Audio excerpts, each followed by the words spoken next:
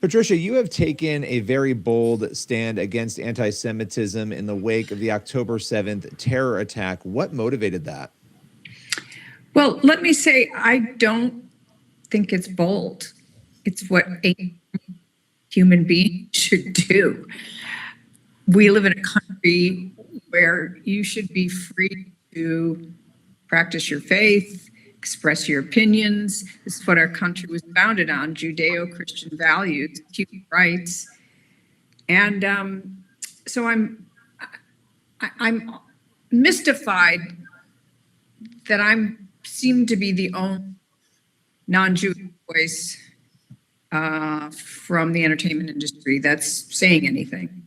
Well, why do you think that is? Especially because the entertainment industry is usually so active in social justice and all kinds of movements. So it's serious. Well, why do you think that is? Why do you think there is so much silence from many others in the industry? I don't know. I really don't know. I don't know. Yeah, well, I mean, it's one of, and it's funny because I use the word bold because of the ramifications for speaking up. Everything you said is true, right? These are issues that it should be common sense for everybody to voice their concern about what is happening. But the reaction, I imagine, has been intense. And I want to get into the organization you've started. But what have you received? I know you've received a lot of support. Has there been a lot of blowback from people because of the position you've taken? I don't feel there's been a lot of blowback. First of all, I use the block function of Twitter, generously. I block lots of people. So my timeline is a thing of beauty for the most part. And right now, the entertainment industry is struggling. Financially, they're not making as many shows. The money isn't there. The people were used to, writers were shrunk. Studios and networks are not buying the number of shows they used to buy. So the industry has contracted. So as far as work goes, getting it or not getting it, it's just a tough time in the business. And, I'm actively working on some projects. I feel like most people agree with me. And for some reason, they're concerned about sticking their neck out. So I'm not sure why that is. Well, and I want to come to you in a moment, Archie, but before we do, Patricia, you started the October 7th Coalition, and this is an important organization in the wake of what we've seen go on. It's almost incredible to me that we're more than a year on from that attack, and we're still seeing, I mean, if anything, things have ramped up in the Middle East since then. Why did you start this organization, and what are you hoping to accomplish? I saw that Hamas body cam footage, which was put online by the Hamas terrorists, and they were gleeful about it. They were excited about it. They were thrilled that they were butchering babies, elderly, Holocaust survivors, whole families burned alive, beheading. They loved it. And I was so horrified, I couldn't believe my eyes. And I just assumed I would look out my window and the streets would be filling with people protesting this Holocaust that was happening in real time. We could all see.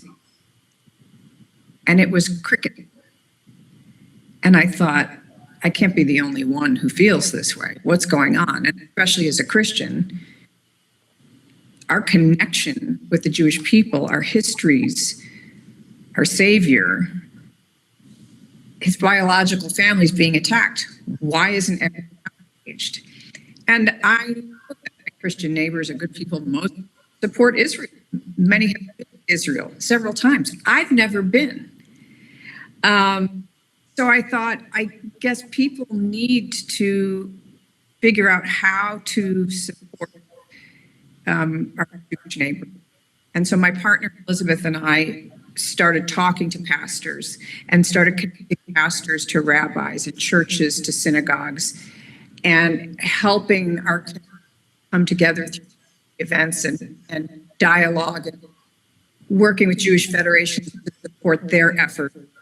And then, of course, working with the Jew Belong, you'll talk to Archie and to support their incredible provocative campaign to really start showing people how important it is to be supporting the Jewish people, because it's not just the Jewish people, it's Christians, it's Western civilization that is under threat right now from these forces. So O7C is creating unity dinners and events, but we're also partnering with other Jewish organizations, one of which is Archie's incredible organization, Jew Belong, because they put up these incredibly provocative billboards that are bright pink and everybody can see them. And I think it's really important what she's doing. We're living in a world that's driven by images and sound bites. And so they've really captured that in these billboards to get people's attention and wake people up. So we are always looking for partners in this space, and Jew Belong was the perfect one to partner with. Well, that naturally brings me over to you, Archie. Tell us a little bit about Jew Belong and the work that you're doing. Patricia gave us a little preview there, but it sounds pretty incredible. Thank you so much. Really nice to be here. So Jew Belong started as an organization that was doing outreach to people who are Jewish, hence the name Jew Belong. Because oftentimes in the Jewish religion, and I think in many organized religions, people who may not have had a Jewish education feel like, oh my gosh, I didn't get the secret handshake. I'm a bad Jew. I don't keep kosher, so there's another reason I'm a bad Jew, and which is all nonsense. I think no matter where people are on their Jewish journey, that's where they are. And it's really important that that feeling of, being at Jew Belong, we call it Jewberus, that, someone is a better Jew than I am, gets sort of like, we nip it in the bud, because it's awful. It doesn't help anybody. And it really makes people really leave the religion. So that's why we started Jew Belong. And then what happened it was really before October 7th. It was in 2021, antisemitism began to rise. And we are, it was just very hard for me to be saying, well, gee, let me tell you how to have a really fun Passover Seder when you were scared to mention that you were Jewish, because it's really hard to do that. So that's when we started to fight anti-Semitism with billboards. What we are is we are an organization that uses billboards and social media to get our messages out. And if I can, you asked Patricia at the beginning, why does she think that so many people are silent in the Hollywood world? And I have an opinion on that, just because this is all I think they're being honestly just really cowardly. So many Jewish successful, and I'm not even talking about non-Jewish. I'm just talking about Jewish, about kind of people who need to save their own back. Sure. Just there's something about being both scared and a coward. And I'm really kind of angry, honestly. I'm like, listen, everyone knows you're Jewish. Like, now is like, Hitler didn't say like, oh, did you speak out, or you killed all the Jews. So it really boggles my mind too, as to like, what are they waiting? What are they thinking will happen if they don't stand up and speak out when they're being, them and their whole, people are being attacked. It is really infuriating. And I have this, one of my favorite, this is usually a billboard, but I have it in my office. And I don't know if you can read it, but it says, I need to be able to tell my children I did not stay silent. Wow. That's powerful. It's everything. It's like, what could be so fearful that you can't speak up loudly and proudly? And by the way, this goes for both Jewish people and Christian people, that you are like silent in the face of such hate and horror. It really is boggling. It's boggling, and to me, it sort of makes me angry. And I guess that anger fuels Jubilant. Well, I mean, when you look at what these radical extremists have said about the West, America, Israel, it's very easy to assume that people aren't going to come for you, but they absolutely will. And they've made it clear that they view Christians and Jews and America and Europe and the West very much in the same way. And I don't think people realize that. You said a couple of things, and I want to start with you, Archie, and then come to you, Patricia, on education and helping people understand what is going on. Why do we think, and again, Archie, I'll start with you, that so many university students in America, I mean, it is shocking. You saw it firsthand, Patricia, at Columbia and other schools, are so misled and confused about what is actually happening in Israel and the Middle East? I think the other side, those who wish to do harm to Israel and America and the Jewish people, have done an extraordinarily good job of simplifying a complex situation, making it black and white, using words like genocide and oppressor when they're not proper words. And I used to think the word brainwashed was overused, and now I don't anymore. I really think that there was a brainwashing of higher education. And they, this has been going on for like at least 20 years. And I think that when you hire professors who have a very strong point of view about this, and then those professors, talk about it in class, and it's really the fish stinks from the head. Like, it's really terrible what has happened, and it didn't happen overnight. And the Jewish community, sometimes the Jewish community is often very generous, and you can go to almost any influential university in the country and you can see, Jewish, like the Goldman Building or the Schwartz Building. But while the Jews were like, sure, like, let me give you money to name a building, I think those against Israel were basically also giving money, but what they were doing were they were naming, they said, we want a Middle Eastern Studies department. And they were literally planting the seeds. I mean, this has happened in many schools. And so it's like, while the Jewish community was worried about the outside of the building, those who wanted to hurt us were worried about what was going on inside the building, which is a terrible thing. But now we're seeing the fruits of their labors. Patricia, what do you make of that? The idea that so many young people are so profoundly confused on this issue? Especially in the tumultuous times we live in, young people want to be able to put their energy into something that gives their lives meaning and purpose. And unfortunately, universities have taken billions of dollars from Qatar. They've installed radical professors. They've distorted what democracy means so that you entertain every crazy anti-historical theory about the history of this area, and you allow propaganda to be taught as reality. And nobody's allowed to say anything because political correctness is still with us. It's still a cancer that's in everything. And there are certain prescribed groups who you are not allowed to say anything negative about. And that would be what's happening in Gaza and Palestine and radical Islamists. You have to be able to separate these terrorists from your average loving Muslim person.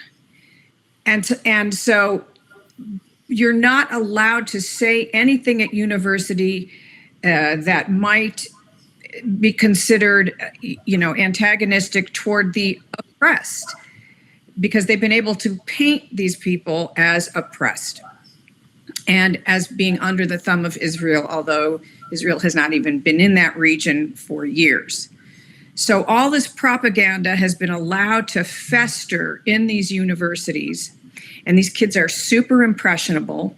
And it's just a function of being in your 20s that you want to be able to protest against something. And so they've G'd all these kids up and they've given them costumes like keffiyehs, and they've given them drums and posters and chants. And so now they feel all sort of energized, and they've got this, thing that they get to do, and they feel important, and they feel like they're adding to something. And what's best for them, it doesn't cost them anything. They still live in a Western country that has all the freedoms and the phones and food and clothing and education. So they get to be radicals, but it really doesn't cost them anything. It's sort of this perfect storm of stuff. And so even when so that I understand, because they went into this situation not asking for it, these kids. It was put upon them by these universities and by these professors, and in a bigger picture by places like SJP, right? Students for Justice in Palestine, which is infectious cancer that is in every single university and in professors and in administrations. It's everywhere. It's this terrible cancer. So these kids walk into it and they just get flooded with it, and they go with it because it kind of hits all the things that they're looking for. What's really scary to me is that you can go to these students and you can show them Hamas body cam footage, you can tell them history, you can show them the records. They will not believe their eyes. They will tell you that it's lies and propaganda. That's the really scary part to me. It's very deep. They've been really, as Archie said, we don't like the word almost has lost its meaning, but brainwash is the correct word. And I just posted something recently where I said, if my kid on campus was marching to support Hamas and harassing Jewish students, I would cut them off financially. Parents, do your job. I just don't understand. I mean, that the one thing that parents could do is say, if you want to go to school here, you pay for it yourself if that's how you're going to spend your time. Right. I don't know any other way to wake kids up, to shake them into reality again. Maybe when they leave university and they try to work in the real world, maybe they'll change their tune. But right now, it's everywhere, and also on social media. And as Archie said, this has been going on for a long time. And us normies have been spending the last 10 or 20 years raising families, having careers, going to school, contributing to our communities. And our administrations have been thinking that they could appease these radical terrorist regimes by handing them tons of money and letting them have just a little bit of uranium. And, so they love that. And, the arrogance of Western countries saying we have this under control. Meanwhile, they've spent, as I said, 20 years preparing all of this. We saw it because October 7th happened, and October 8th, every campus exploded with already printed signs, with keffiyehs, with drums, with chanting, with thousands of people. And also, you looked at London, tens of thousands of people in the streets marching to support Hamas. So while we're just living normal lives, and our government officials are thinking we've got it under control, meanwhile, these people have been creating this monster that we're now fighting. The October 7th coalition, in light of everything we're talking about here, at the end of the day, Patricia, what are you hoping to see be the impact in 5 years, let's say, of the work that you're doing now? We hope we don't have to exist in 5 years. We hope that Jewish and Christian communities will be really integrated into each other. And listen, this is not to criticize the fact that, churches and Christians, they do their thing, and the Jewish people do their thing. The Jewish Federation has their focus, and synagogues have their focus, and that's kind of normal. There wasn't like there was any animosity between the two groups. But we're in our world, and that was fine until October 7th, and that can't be fine anymore. And now we have to be in constant communication with each other, constant support with each other, and constant vigilance together against this horrifying terror that has taken over so much of the world. So the October 7th coalition will continue for as long as we need to. And the fact is, this story is as old as history. This is the oldest story, really. So it's not ever going to go away. And unfortunately, we've had to learn this lesson again, that we can never take our eyes off of it. We have to be constantly vigilant, unfortunately. And so we will continue to support the Jewish people, support synagogues, federations, support groups like Jubilong, Stands With Us, all these Jewish organizations that are doing so much great work. We will continue to up our game on social media, which is where a lot of this is being played out. We will continue to show up at council meetings locally to make sure that they are not appeasing these radical groups in our own cities. We will make sure that we continue to go to Washington, D.C. and put pressure on our representatives to stop this, to defund schools that allow anti-Semitism to thrive on their campuses, which is against the law. They shouldn't be getting any federal funding if they allow Jewish students to be harassed and threatened. So we will continue to do all of those things as long as we need to do, and I don't see it going away anytime soon. Archie, I'm going to give you the final word here. We have to go in a moment, and Patricia, if you do want to throw something else in after, feel free. But what would you say, Archie, to those who are watching or listening to this and they've been silent? They've been sort of complicit in silence because they're fearful. They know this is wrong, but maybe they haven't spoken out. What would be your motivation to them to get off the couch and do something on this issue? The motivation is, first of all, it feels like the right thing to do. I mean, anyone who is a moral, caring person and sees wrongs, it just feels right to say something. And I think that's like to really look in and sort of look into your power and say, yeah, I'm not going to just stand by. Is like, why else do you want to be on this earth? We're here not for that long on earth. Let's do something positive and speak out. And I think it's so important that what Patricia and O7C have done is it really is so special. And I sort of wish it wasn't. I know Patricia mentioned this earlier, that I'm like, I cannot believe it's just Patricia. She's a lone soldier, of the Christian community speaking out. I mean, there may be others, but really it is unbelievable the work that she has done in using her heart and her power.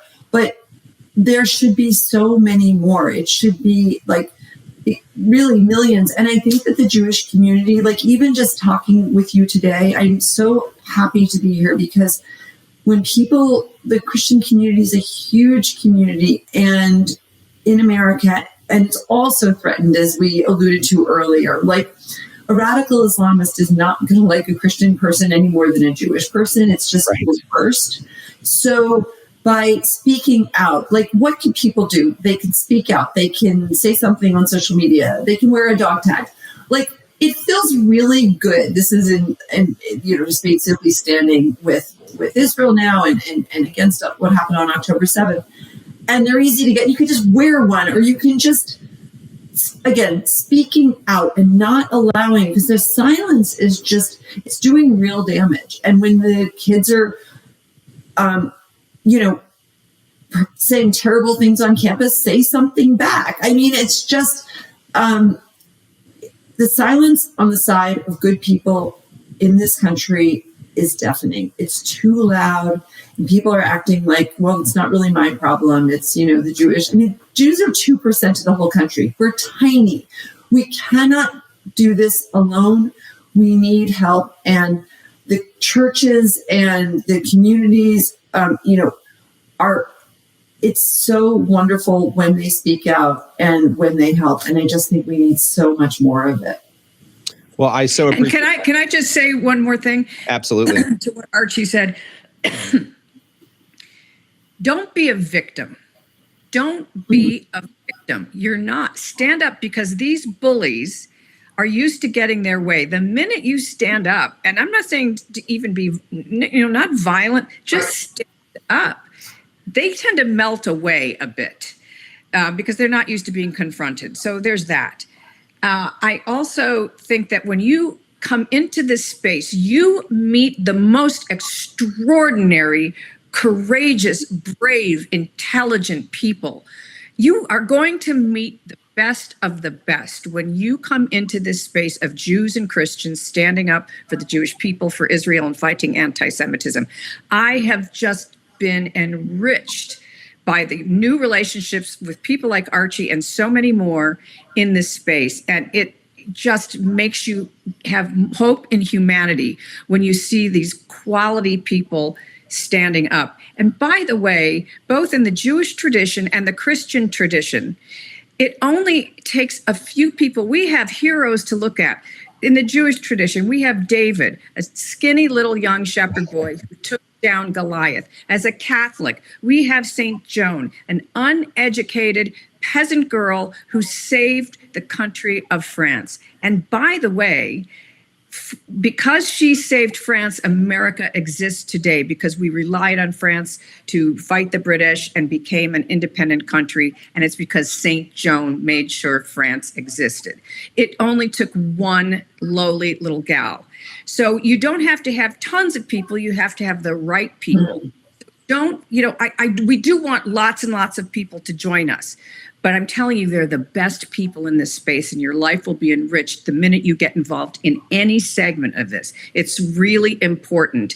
And listen, the victory is ours. We just have to get through these battles, and there's no better people to walk through these battles with than the people you're going to meet in this space. They're extraordinary. Well, I want to thank you both so much for taking the time to talk about this very important issue. Really appreciate you joining me today. Thank you. Thanks so much for having us. Really, thank you.